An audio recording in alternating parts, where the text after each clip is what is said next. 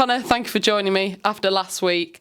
How important has it been to sort of switch the focus, but also think about what you can improve on? I spoke about it in the post-match interview, how important it is to move on quick. Obviously, we learn from it. We look at bits we can improve on, and there was a lot last week that we can improve on. We know that.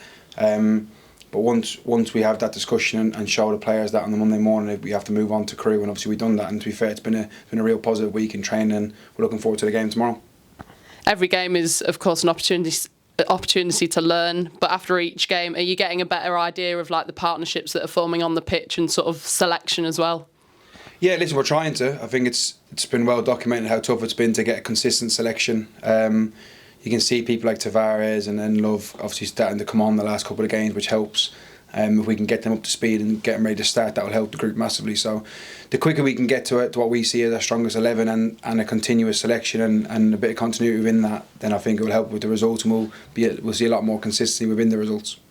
Crewe, tomorrow's test, what are you expecting from Lee Bell's side? Good side. They tend to be up around the playoffs quite often. They're a young team. They always invest in youth and have a lot of young players, and they're exciting. They run forward, they play forward. Got some really exciting players, some real talented players, and we know how tough it's going to be. I believe after 4 or 5 games they were top and they were flying, so we know how hard it's a place it is to go. So the lads are aware of that. We've showed them lots of information. We've kept it a little bit simple in terms of what our game plan will be, and yeah, we're looking forward to the game. We know how tough it's going to be, but that's the same every week. We say the same in every interview, how tough the opposition is, and it's no different tomorrow. They've scored quite a lot of goals this season. They've just put 7 past Chesterfield at home in the Virtue Trophy. Are there any attacking players that you've highlighted ahead of tomorrow's game? I think Josh March and O'Reilly, 2 exciting players. They play on each wing but invert, so O'Reilly's left foot plays on the right and March obviously vice versa on the left. So they're exciting, they want to come in, they want to score goals. To be fair to the front three, they're a massive threat actually, and they, as I say, because they naturally come inside the pitch, they often end up a free up top, so it can be tough to deal with. They score a lot of goals in the break, and they're a really high pressing team. They've got a lot of energy, so it should be an exciting game.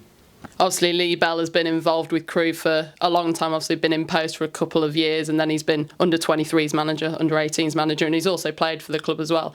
And he's balanced sort of great recruitment with existing players and developing them. How hard is it to do that at this level? He's done an unbelievable job. As you said, they seem to get their recruitment right most years. And they, as I said, they trust in young players. They recruit players that are 21, 22, 23, around that age bracket, and they bring a lot of energy, to be fair to them.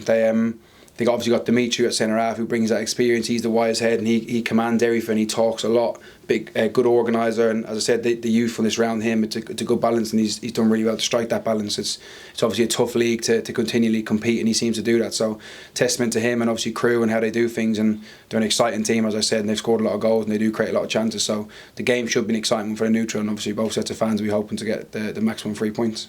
The Travelling Bees fans have made such a difference so far this season, so how much will you need them tomorrow? All the time. The away fans, even against Luton, they were outstanding for the whole game. So we've had some good results away from home. We'd obviously like to carry that on tomorrow. So a big part of that is the fans, and if they can come out in their numbers and be loud and be proud, it will help the boys and spur them on. Thank you for your time and good luck tomorrow. Thanks, Megs.